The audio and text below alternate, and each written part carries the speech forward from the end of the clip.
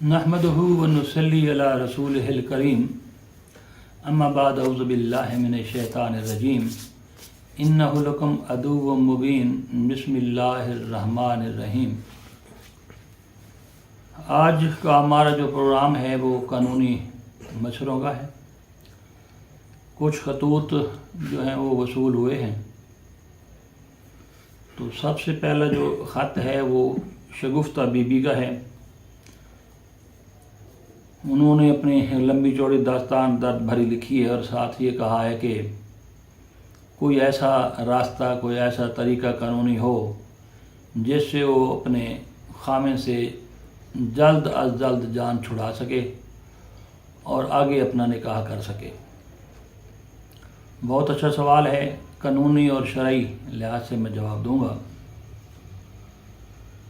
طلاق کے تو ویسے کئی موڈز ہیں، بہت سارے موڈز ہیں۔ جو آسان اور جلد ہے وہ ہے خلا۔ خلا عربی میں کہتے ہیں اتار دینا۔ اگر آپ قرآن کا مطالعہ کریں تو اللہ تعالیٰ نے یہی لفظ استعمال کیا ہے۔ حضرت موسیٰ علیہ السلام کے بارے میں فرمایا تھا کہ اے موسیٰ اپنے جوتے اتار دیجئے، آپ اس وقت طویٰ کی پاک وادی میں ہیں۔ تو اس کا مطلب ہوتا ہے اتار دینا، خلا۔ پاکستان میں بہت عرصہ پہلے یہ قانون رائج رہا کہ جو خاتون خلا کے لیے آتی تھی تو اسے تمام حق المہر چھوڑنا پڑتا تھا۔ بعد میں قانون میں تبدیلی ہوئی اور اب اس میں یہ تبدیلی ہوئی کہ جو خاتون خلا کے لیے آئے گی وہ حق المہر جو پرامپٹ ڈاور ہوتا ہے، جس کو ایک پرامپٹ ڈاور ہوتا ہے، دوسرا ڈیفر ڈاور ہوتا ہے، یعنی ایک مہر معجل عین سے، میم عین جیم لام معجل، جس کو ہم پرامپٹ ڈاور کہتے ہیں انگریزی میں، اور دوسرا ہوتا ہے موجل، میم واو جیم لام موجل، اسے کہتے ہیں ڈیفر، مؤخر۔ تو اگر عورت خلا لے گی تو اس کو اپنے پرامپٹ ڈاور کا یعنی مہر معجل کا پرسنٹیج جو چھوڑنی پڑتی ہے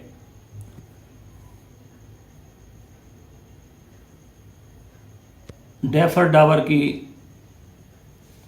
25% چھوڑے گی، 25%، اور 75% کی وہ مالکہ رہے گی، اس کو وہ وصول کرنے کی حقدار رہے گی۔ جبکہ جو مہر معجل ہے پرامپٹ ڈاور، اس کا اسے 50% چھوڑنا پڑتا ہے۔ اس کے لیے ہوتا کیا ہے کہ آپ اپنا وکیل مقرر کریں گی، وہ دعویٰ تیار کرے گا، تو آپ کا دعویٰ فیملی کورٹ میں جائے گا، عدالت دوسری پارٹی کو بلائے گی، آپ کے خاوند کو۔ اگر آپ نے دو چیزیں عدالت کو مطمئن دو چیزوں سے کر دیا تو بے شک دوسری پارٹی نہ بھی آئے تو آپ کو دو پیشیوں پر آپ کا کام ہو جائے گا۔ اس میں ثابت کیا کرنا ہوتا ہے، عدالت کو جو مطمئن کرنا پڑتا ہے وہ دو باتیں ہیں۔ نمبر ایک کہ آپ کو شدید نفرت ہو گئی ہے خامن سے۔ نمبر دو، آپ اللہ اور اس کے حبیب کے قائم کی ہوئی حدود یا شرعی ضابطے ان میں رہتے ہوئے اس خامند کے ساتھ آپ نباہ نہیں کر سکتی۔ جو ہی یہ اب بات کرتی ہیں کریں گی، عدالت اس سے مطمئن ہوگی اور وہ فوری آپ کو خلا دے دے گی۔ اس خلا کے نتیجے میں اگر آپ نے حق المہر لیا ہی نہیں ہوا تو پھر تو جان چھوٹ گئی۔ اگر لیا ہوا ہے تو پیچھے جو میں نے بتایا ہے ڈیفر ڈاور اور پرامپٹ ڈاور یعنی معجل اور معجل، تو اس کی جو ہے وہ 50% اور 25% آپ کو چھوڑنا پڑے گا، پھر آپ اس کو جمع کروائیں گے عدالت میں، یعنی فوری آپ نہیں دیں گی، عدالت آرڈر کر دے گی کہ آپ یہ دیں گی، تو خامند بعد میں اپنا دعویٰ کر کے یہ 25% اور دوسرا 50% جو ہے وہ وصول کر سکتا ہے۔ یہ ہے آپ کے لیے آسان ترین طریقہ جس سے آپ اس خامند سے جان چھڑا سکتی ہیں۔ امید ہے کہ آپ کو میرا جواب پسند آیا ہوگا اور آپ اس طرح اپنے قانونی چارہ بھی استعمال کر سکتی ہیں۔ ایک سوال ہے جی، ولید اقبال نے پوچھا ہے، وہ کہتے ہیں جی کہ نان و نفقہ کے بارے میں کیا کروں، میری اولاد نافرمان ہے، بیوی بھی نافرمان ہے، اور محلے کا مولوی کہتا ہے کہ اگر آپ نے خرچہ بچوں کو نہ دیا، بیوی کو نہ دیا تو آپ جہنم میں جائیں گے۔ تو برائے مہربانی اس میں شرعی لحاظ سے بھی اور پاکستان کے قانون کے لحاظ سے اس کا تسلی بخش جواب دیں۔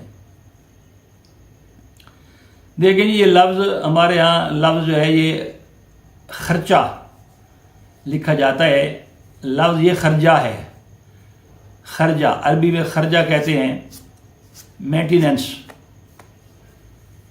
اب دیکھیں خرجہ کہ اس کی جمع ہوتی ہے اخراجات، اگر لفظ خرچہ درست ہے تو پھر ہونا چاہیے جمع اخراجات، ادھر ہم اخراجات لکھ رہے ہوتے ہیں۔ تو بہرحال کیونکہ یہی مستعمل ہے، غیر مستعمل ہو گیا ہے اور چل رہا ہے، تو آپ نے بھی لکھ دیا ہے، تو بہرحال میں نے آپ کا سوال تو سمجھ لیا ہے۔ اب اس کا آپ جواب دیکھ لیں کہ محمدن لا کے تحت ہمارے ہاں جو یہ قانون رائج ہے عدالتوں میں، اس میں لکھا ہوا ہے کہ 15 سال کا، اسلامی قانون کے تحت 15 سال کا بچہ جوان ہوتا ہے، آپ کی ذمہ داری خرچے سے مبرہ ہے۔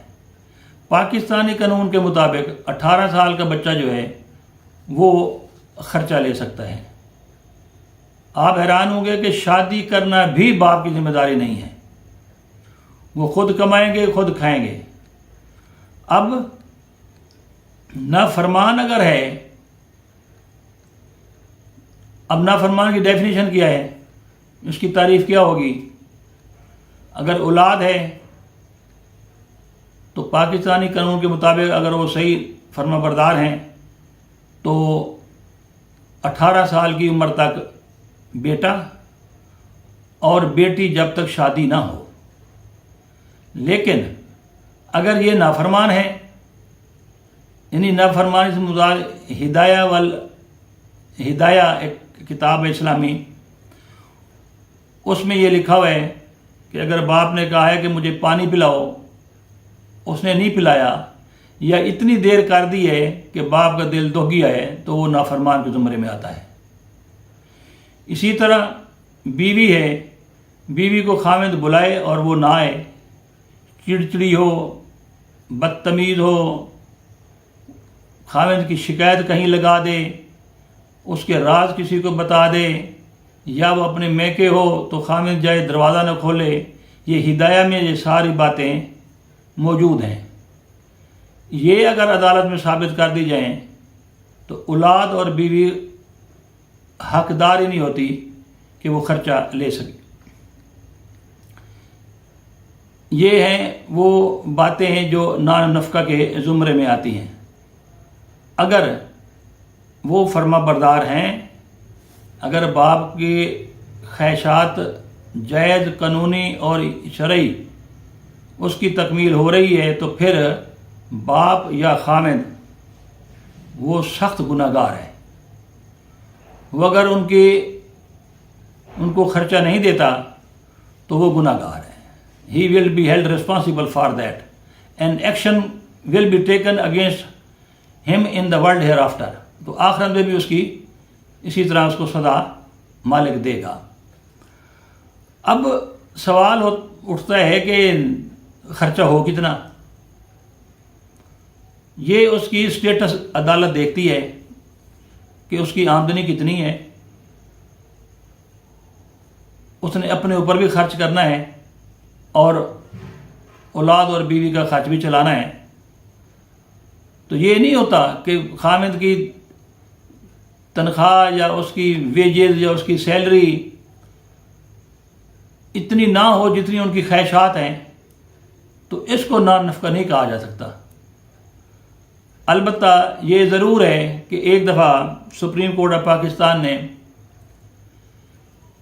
ایک کیس ڈگری کیا، تو بندہ آیا، اس نے کہا جی میرے پاس تو کچھ ہے ہی نہیں. تو سپریم کورٹ نے کہا کہ آپ چوک پر بیٹھیں گے، جتنی بھیک وصول ہوگی وہ اب آ کے گھر کا خرچہ آپ چلائیں گے. تو مقصد یہ ہے کہ اگر اولاد اور بیوی فرما بردار ہیں تو وہ والد اور خامد ڈیوٹی باؤنڈ ہے کہ وہ گھر کا خرچ چلائے. اسی طرح قرآن مجید میں آیت ہے الرجال قوامون علی النساء. تو یہاں بھی مثال طور کسی بچی کی شادی کا مسئلہ ہے یا بچے کی شادی کا مسئلہ ہے، عورت اپنے مشورہ تو دے سکتی ہے، آخری قابل قبول جو مشورہ ہے، جو بائنڈنگ فورس رکھتا ہے، وہ خامد کا ہوگا، باپ کا ہوگا، عورت کی نہیں چلے گی. ہر لحاظ سے خامد، چاہے اس کا دماغ جیسا ہی ہے، چاہے وہ ان پڑھ ہے، تو عورت بچے پابند ہیں کہ باپ کی یا عورت خامد کی جو بھی رائے ہوگی وہ فائق ہوگی. اگر اس رائے کو وہ نہیں سمجھتے کہ ہم جناب اس کے مطابق چلیں، تو پھر وہ نافرمانی کے زمرے میں آ جائیں گے اور پھر اس اخراجات سے بھی محروم ہو جائیں گے. امید ہے آپ کو میرا سوال سمجھ آ گیا ہوگا. اگلا سوال ہے جی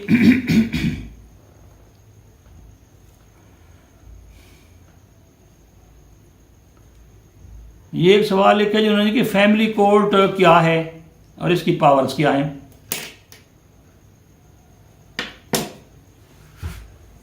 فیملی کورٹ جیسا کہ نام سے ظاہر ہے، فیملی،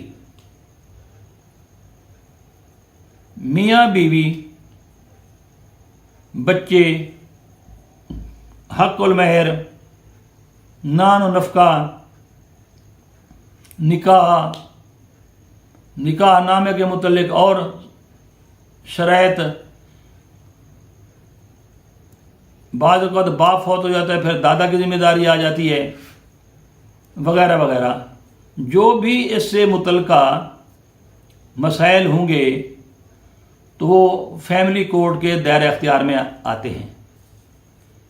کیونکہ ہمارے یہاں بہت سی کورٹس فنکشن ہیں، بینکنگ کورٹ ہے، ریونیو کورٹ ہے، کرمینل کورٹ ہے، سول کورٹ ہے، ایف آئی اے کی عدالتیں علیحدہ ہیں، اینٹی کرپشن کے لیے علیحدہ ہیں، وغیرہ وغیرہ وغیرہ. تو وہ مسائل، وہ باتیں جو ایک فیملی کے متعلقہ ہوں گی، مثلا خامد نے حق المہر نہ دیا، مثلا اس نے حق المہر دے کے چھین لیا، مثلا اس نے لکھ کر دیا تھا کہ میں جناب 12 کنال زمین دوں گا، نکاح نامے میں لکھ کر دے دی، اپنی زمین بیچ کے کھا گیا، وغیرہ وغیرہ. یہ سارا جو نظام ہے یہ فیملی کورٹ کے دائرہ اختیار میں آتا ہے. اور فیملی کورٹ کو پاور ہے کہ وہ اس قسم کے جو مقدمات ہیں وہ سنتی ہیں اور اس کے بعد اس کا اجرا بھی دائر کرتی ہیں. مثلا فرنٹ گرفتاری بھی ان کا پاور ہے.